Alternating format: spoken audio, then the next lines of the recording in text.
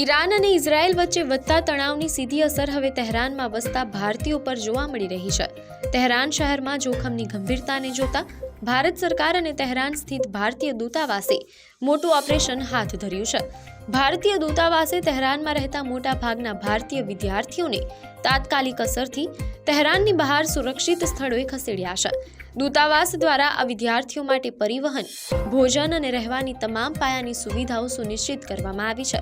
જો કે કેટલાક એવા વિદ્યાર્થીઓ પણ છે જેમણે દૂતાવાસની આ ઓફરનો અસ્વીકાર કર્યો છે અને તેઓ હજુ પણ તહેરાનમાં જ રોકાયા છે।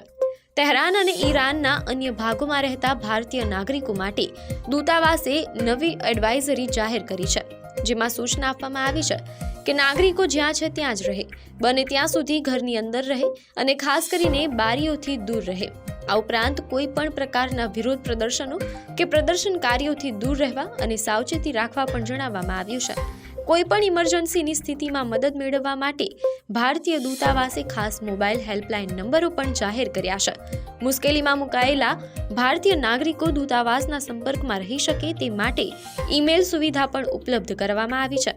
ભારત સરકાર આ સમગ્ર સ્થિતિ પર બારીકાઈથી નજર રાખી રહી છે, જેથી દરેક ભારતીયની સુરક્ષા સુનિશ્ચિત કરી શકાય।